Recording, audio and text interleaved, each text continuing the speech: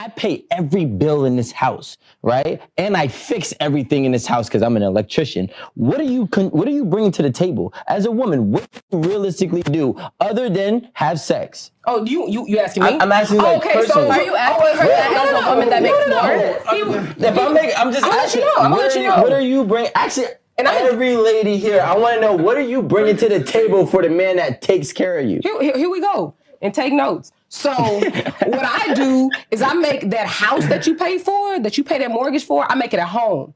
I cook the meals. I'm washing clothes. That's $100 a week. Don't play with me. I can get it made. No. You see that's where you're going wrong.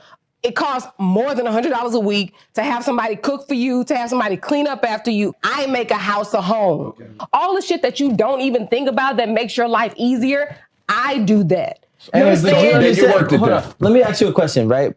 Everything that you're telling me can be bought.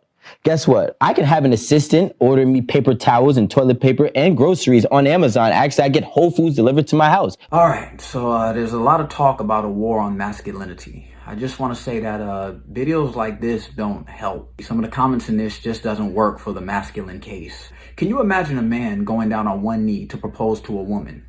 And after she says yes, he says, well, I brought a ring. What did you bring?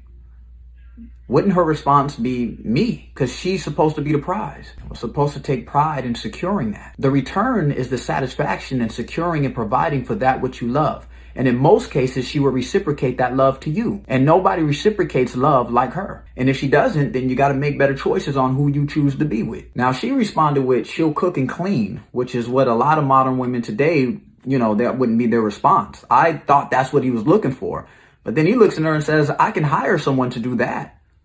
Now, if you were looking for exactly what you give, then you might need a man or a stud. Now, obviously, I don't know this dude or what his experiences are or what he's been through. He might be a solid dude who actually means well. I'm not in the internet business of trying to drag another brother. That's not the point of this at all. When a good amount of people send me the same videos, then sometimes I decide to respond. And we can't just pass by the elephant in the room, which is when you're dead, you're dead. That house and money don't matter as much as the reality that the only way you can live beyond your years is through her. There's nothing that we bring to the table that equates to the sacrifice that she makes when she wages her life to bring actual life into the world. That responsibility itself is unfair and for the most part one-sided. And when for whatever reason she is not capable of doing that, then she actually needs even more nurturing, more support, and more love. Now, when you factor these things in, there is no way to assess what makes you equal in a transactional relationship. That's why you shouldn't approach it with such a transactional mindset. Now, at the same time, business is a factor when it comes to relationships, especially marriage, so it shouldn't be ignored. Now, everybody has the right to construct their own idea on what they feel like a relationship is for them. But nature has given her the justifiable right